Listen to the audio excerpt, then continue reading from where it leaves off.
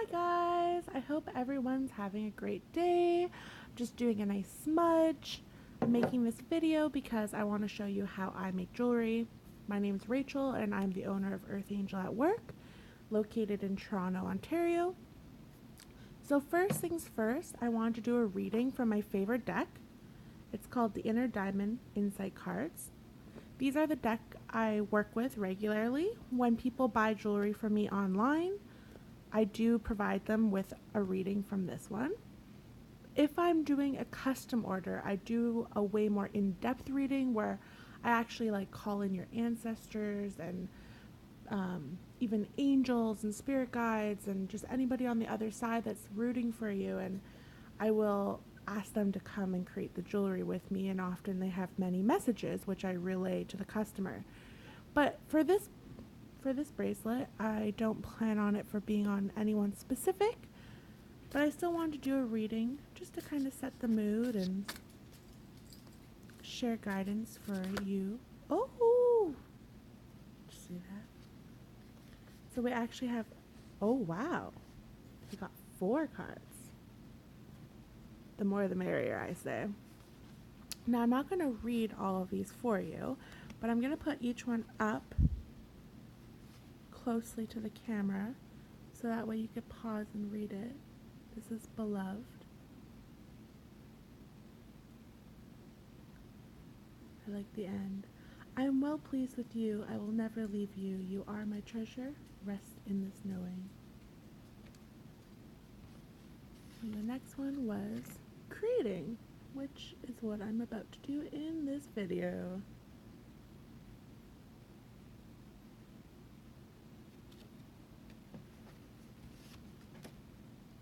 Service.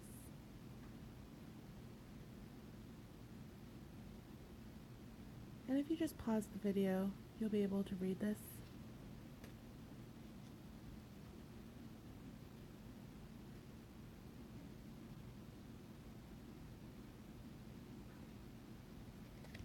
Perfect.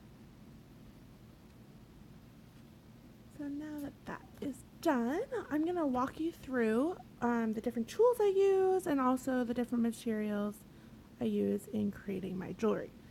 So when I first started, I did make the stretchy, typical stretchy bracelets, but I found that, after time, they wore and they broke and your beads went everywhere and it was just really disappointing. So I wanted to seek something that was a little bit more sturdy, because if I'm going to be selling to someone, overseas and online, I don't, want something that's going to be faulty. I want something that's going to last them a while.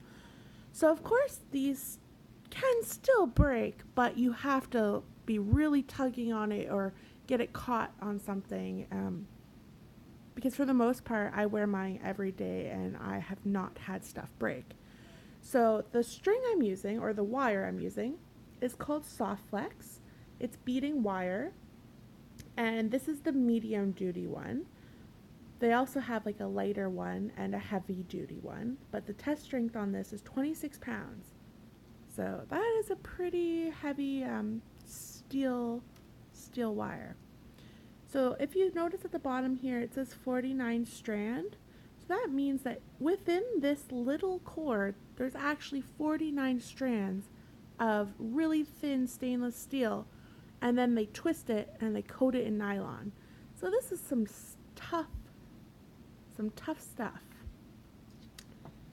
So when I'm making a bracelet, I usually just go off my own hand, because my wrist is so big that no one I'm making a bracelet for's wrist is really going to be larger than mine. So I just take this and I cut it. Now, when you're using, this is called a micro shear. These are super sharp. Definitely don't want to leave those around for any kiddos. But also too, you have to be careful that when you are cutting it, these metal wires could fray and happen to get in your eye, so you should use glasses. I think I just naturally shut my eyes every time I'm actually making a cut. But I would recommend glasses if you're going to be using these at home. Also too, when you're handling the wire, just be really careful because you can get like little metal slivers in your finger, which I have had happen to me before. They hurt. So once you have your wire, this is my first video doing this kind of thing, so please bear with me and please drop me any comments if you blah, blah. if you think I can do anything better, because I would absolutely love to hear your feedback. So first what I do is I take a little crimp bead. So it's like a little metal tube, and there's different sizes of these. So I just take it and I keep it like that. And then once that's in there, or on there, I take something called a thread guardian. Now, these things are actually really neat. They look like a little horseshoe. But basically, you don't need this in your jewelry, but it gives you that professional edge. It just looks more finished. So what you do, it has two little spots. So you go through the first little hoop. So once you're through the first hoop, then you pull it over and you go through the other little hole. Sounds easier than no, it's really not hard. So anyway, so then you'll see it kind of ropes around there. So you can just pull that. So you still have the crimp bead on the long part. So what you do is you take your toggle, and I use this toggle, which I really like. It's a silver plated toggle with a little flower on it. Now I use this in most of my jewelry unless somebody else requests otherwise. I just kind of have started with this one and I keep getting really good feedback on it, so I just go with it. But for men, I do use a more masculine toggle, which is usually much smaller and a lot darker. So anyways, on the smaller little piece of rope here, or wire, you're going to put the toggle in, and you want it to sit right here in the bottom of that horseshoe. Then once I've done that, I'm going to take the crimp and I'm going to put it right through so that both wires on both sides are going through it. Come on, focus there. There we go. So yes, as you can see, both wires are now through that. But what you want to do is you want to pull it all the way down so it's at the very base. Now when I first started, I would actually bend the thread guardian down, but I found that actually doesn't make it any better. It kind of works against you because it might not be the same on both sides. So I just leave it because it also gives you room for the crimp cover, which I'll be showing you shortly. Okay, so then I take my little crimp pliers, and that looks like this. It has 3 little divots on it, or 3 spots that you're going to be using. So that bottom one with the little bump in the middle of it, that's your last step. Sorry, that's not your last step. That is your second step. The very first step is you're going to take the very end right here, up here, where my nail's going in, and that's where you're going to crimp the crimp that's currently on the wire. So I'm going to try to show you as best as I can here. So I'm going to go up to that crimp, and then I'm going to press it down really firmly. There we go. So once you have that, then you're going to take that last spot with the hump,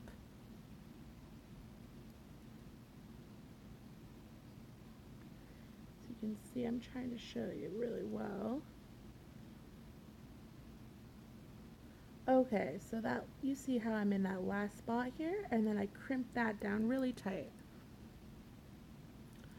And once I've done that, you're going to see on the other side how it's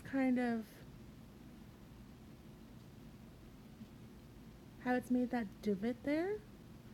So with that side up, I'm going to keep it sideways like this, and I'm going to use that first little hole.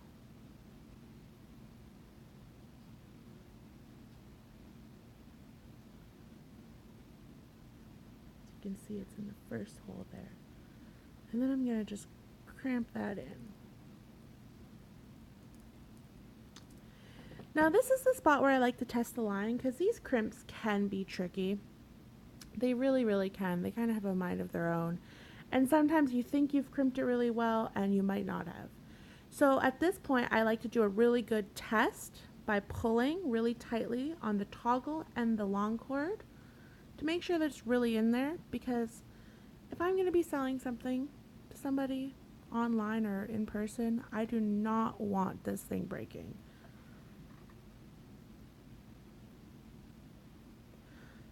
Okay, so now this is a really good line. You take your crimp cover, which looks like a little half a donut. So you take this, I like this sparkly silver one, and you're going to just cover the crimp bead or tube with it. So I'm literally just going to put it right over top. But you want to make sure you get it sitting really nice in there.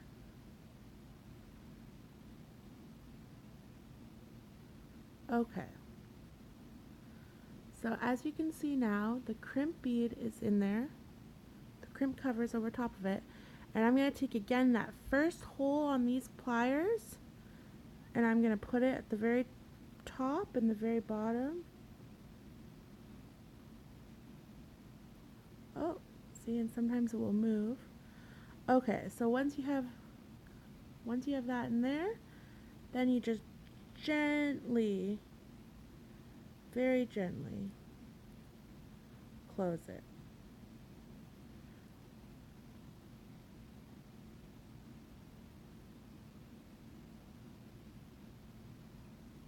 You want to be very gently with this, because if you don't, I find it can make it look really messy.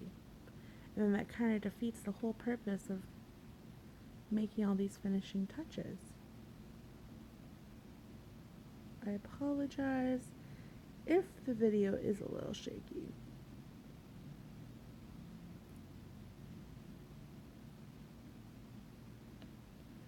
So sometimes to close it, you can kind of just gently play around with it to try to get it looking really sharp.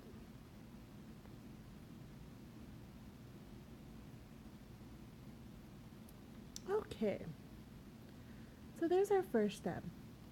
Now, oh, the one part I forgot to mention. So before we put this cover on, if you're working with really small beads, you're going to want to cut this part off before you put on the crimp cover. Because when you put on the crimp cover, if I go to cut that now, you're still going to see part of it at the base there. But the beads I'm using right now should, I say should, fit into both. So it should work out fine. This time I'm actually using rose quartz.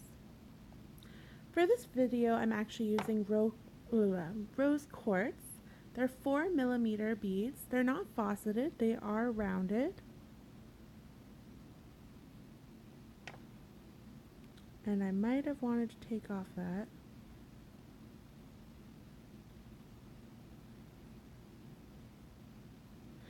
See what I mean here? Because I didn't take that off beforehand,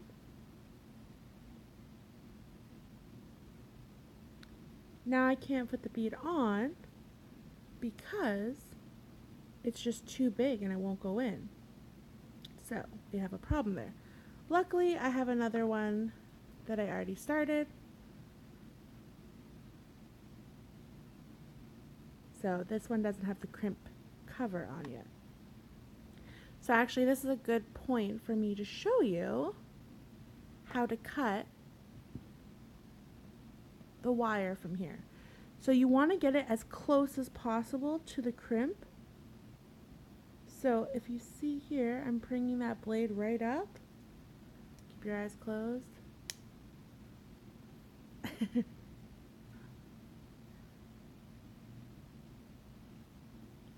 Okay. So now you can see there's just the one string coming out. And now I will put the crimp bead back on, or onto this one.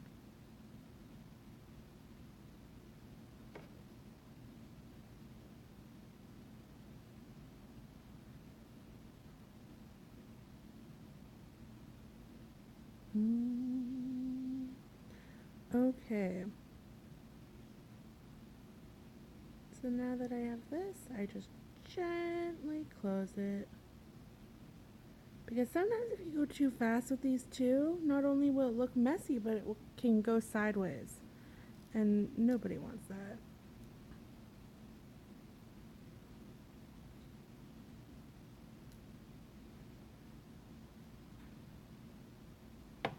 Okay, so we got our bead on. Looking good. Okay, so then we start with our rose quartz.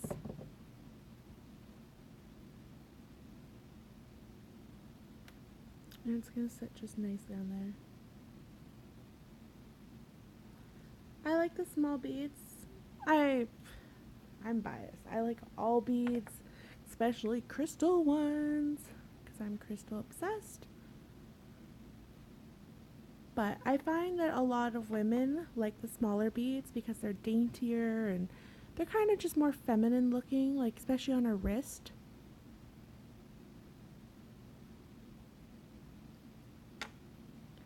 Now this part's always the fun part, but I will save you. I'm not going to make you watch me string on every bead. So I'll be back in just a moment. And we are back. So I put all the beads that I wanted.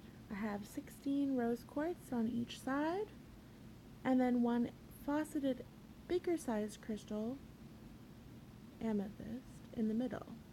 I love these ones because they're so dark and just so rich in color.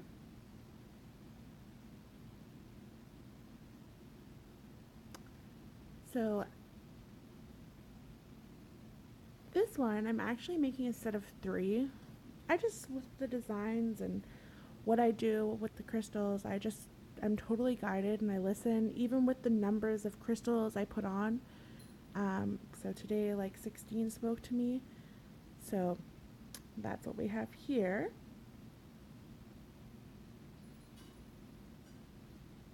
I think will actually look nice. So what I'm planning on doing is I want a set of 3. One will just be plain rose quartz. One will be the rose quartz with the amethyst, and then the other one will be the rose quartz with the same size faceted clear quartz. So this one right over here, which is probably one of my favorites as well. I find it very hard to pick favorites when it comes to crystals. So this is basically going to be like the beginning of our bracelet. So we're going to start with one of the crimp tubes again. We're going to put that on first. Once that's on, again, we're going to go back to our sweet little thread guardian here.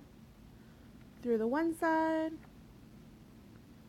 through the other side. And just a reminder, guys, that before you start putting on this last toggle, really ensure the bracelet is exactly how you want it, because once you do this step, like, it's done. I've had quite a few times when I didn't realize that, one bead's off or something's off. So now I really try to follow that expression, measure twice, cut once. So anyways, now that we have it like this, again, I'm going to take the other side of the toggle, which is the flat line, and I'm going to put that into this horseshoe like this.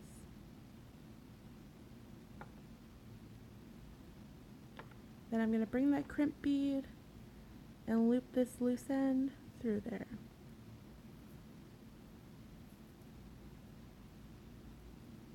So once that's through there, you'll see I kind of made this cord a little too long.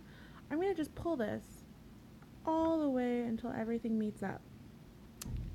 Now the thing is, when you're finishing it, you don't want to make it too tight because remember the crimp cover still has to go on top of this. So that's going to add a little bit of length, but you don't want to make it too loose either that there's like space in between your beads. So what I kind of do is I usually pull it really tight, and then I'll just kind of use my fingernail as a guide just to make a little divot, just a little spot in there. So that way it has a little bit of breathing room.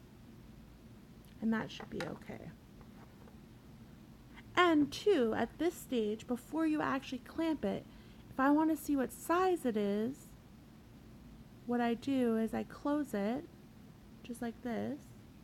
You can actually have somebody, I've had a lot of my customers that come to me directly try it on at this stage to make sure this is exactly what they want, especially when it comes to necklaces, because you can't really measure those out. Like, they all sit a little bit different, and some people, you know, want it sitting right on their collarbone or just above their collar. So for the clients that I do a lot of custom work with, I usually will just have them try it on even before I clamp it. Now, one tool that I found really useful when I started making jewelry is this, I believe it's steel. It's called a mandel, and this is actually how I measure my bracelets, because if you see the little hoops in here, they're not exactly accurate. So this is way more accurate. This is exact and precise.